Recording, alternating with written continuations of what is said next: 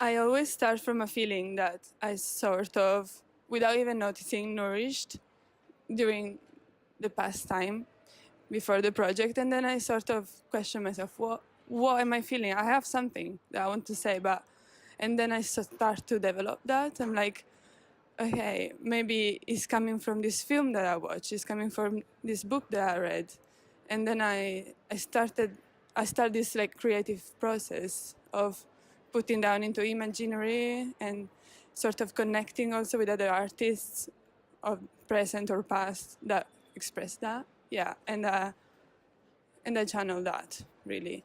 And of course, the most time is taken by the bringing these feelings and ideas into reality, into 3D, into clothes and the material and everything, making sure it's exactly expressing that. Yeah. So, to be honest, is the moment before falling asleep and the moment after waking up. This means I don't have to be stressed or tired, obviously, but in perfect conditions, I have that moment in which I can just, I don't know how, but I design a lot in those quiet with my eyes closed. It's sort of like it really goes 3D somehow, and then I can do it in the day. Other fashion designers, of course, like they make our history. We work, I work looking at their stuff, but then obviously I leave it apart, and to create my own things, my very personal things is, yeah, as I said, mainly watching movies, old movies. I don't know why they really provide a lot of inspiration, but yeah, because I think the new films are too much of a personal vision of somebody who's working right now. Whether the old ones are our history, our background in a way. Also photography. Yeah, I really like that.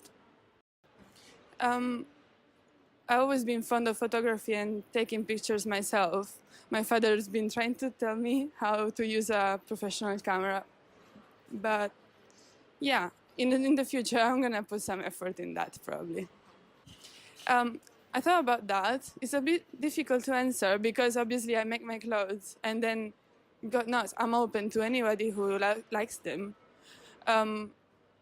So I don't have any age or gender or even like nationality. Is they have to share the feelings and the intellectual reference I got somehow. They have to like sort of the same things and then they will get my clothes. Also, I like to design quite wearable pieces, so I can't wait to see what I do on people in the streets.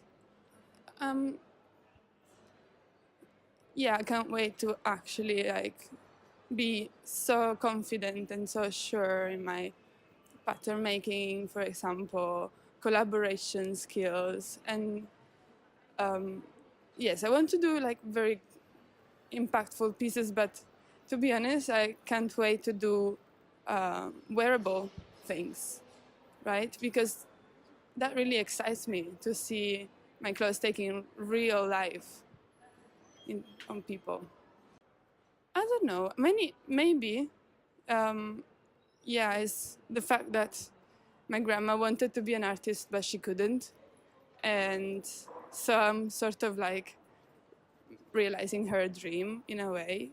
But also, my great grandpa, who was her father, was an architect, really respected and really like. I think he had a lot of taste, and I kind of want to live up to that. To like, it's very it's very deep. They're my babies, yeah. That's also why I always try to find the best materials. I try to avoid synthetics because if I make something and then it accidentally came out in synthetics, there's a there's a little bit of a problem. Also because I want them to live long and to age well. Yeah, yeah. There's something, and that something connects to protest to fast fashion. I want to make things that don't like expire in a way. As I said before, like that's why the natural materials. That's why I want to introduce more and more hand stitching and old techniques, for example, the ones for tailoring, and of course modernize and revolutionize them. But like, still, look at what we've done so far. Why the clothes were so long lasting, and try and put that into my design. That is a very distinctive piece. It wasn't even meant to be, and I was really struggling with money at that time. So it's a square. It's actually a big piece of fabric that I didn't cut into because I was so broke. I was like, I cannot take out any part of this garment, but actually it worked very well. You know, when you got difficulties, maybe you have a strong way of working and of feeling and of doing things. And I hand stitched it because I didn't even want to use a sewing machine. It was a bit rebellious in a way.